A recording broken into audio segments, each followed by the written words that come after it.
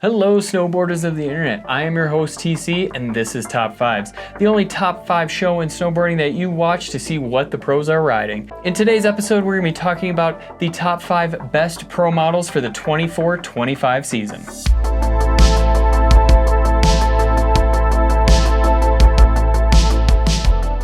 Number 5, the Stale Crewzer. This board is a great all-around board. It's really for that party boarding aspect where you can get a little bit loose on it, but it still has a precision ride to it where it is a directional twin. It looks more directional than it actually is, but it rides switch just fine. You can really take this thing in the park, take it free riding, really do whatever you want with it. The name of the game on this thing is versatility, and that's pretty much what Stale does. He rides a bit of everything, and he just needed a board to do that for him as well. Number 4, the Battalion Beyond medals. Now this board isn't modeled after a certain pro, it's more of a pro crew out there, so this board literally does everything. I absolutely love it where it is a camber dominant board, but it does have 3D shaping in the nose and the tail, but it is after the contact point. So you get that full contact point on the board where you can still lay an edge on it. My favorite thing about this board is how easy it is to get in the air though. This thing has incredible snap to it without even having to really load up. It is gonna be more on that lively side, so getting in and out of turns, it snaps you in and out, but you're gonna feel some of that uneven snow underneath your feet. I absolutely love this thing. One of my favorite boards of the year for sure. Number 3, the Nitro Alternator. This is a dual pro model board where this thing is actually awesome, made for that free ride, freestyle rider where you got that true camber profile. So from contact point to contact point, you got full camber. So it's gonna give you all that pop, precision, and drive you're looking for, but it's also gonna give you that landing gear when you're in the POW and you're going off those drops or just little side country booters. This thing will do it all. It is nice and stable. Not gonna be the dampest board out there, but it's gonna be more on that lively side, which is honestly kind of nice because if you are in super deep snow, it doesn't matter. And when you're on less than ideal conditions, it'll absorb that chatter, but it's gonna let those bigger ones kind of come through the board and you'll feel a little bit more just to let you know, hey, these conditions are terrible. But overall, a super great board. It will handle anything that you put in front of it.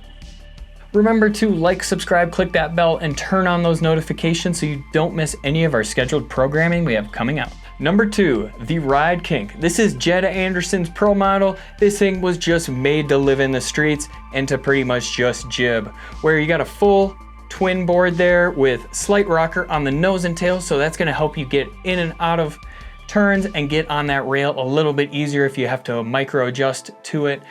The main thing on this board this year is they did add slim walls to it. So it carves so much better this year. You can actually take it all mountain and rip some turns on it and not have to worry about skidding or anything like that.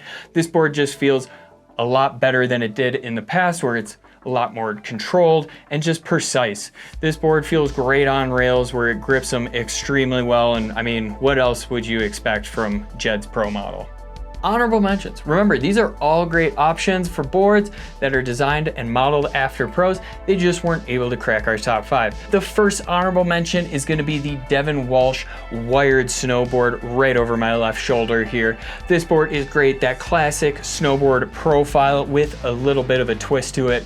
So you're going to have that true twin board with full camber to it, but they did actually mill out the core a little bit in between the feet just to make it a little bit more foot steerable, a little bit more user friendly. But this board really does everything. If you ever seen Devun Walsh ride, he likes that backcountry POW where this board definitely excels, but you could still take it all mountain and have a great time to it.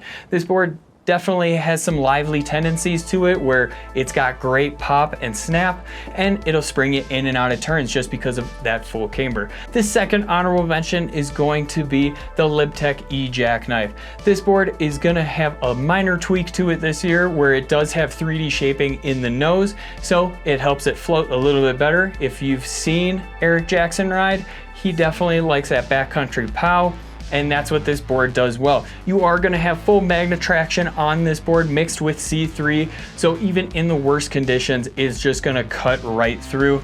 It could be ice, it could just be rock. It's probably gonna cut right through it and just keep you tracking nice and straight. This board is gonna be a little bit stiffer on the tail there just because of how it is set up. It is directional, so you have that shorter tail, but it's gonna help with landing gear.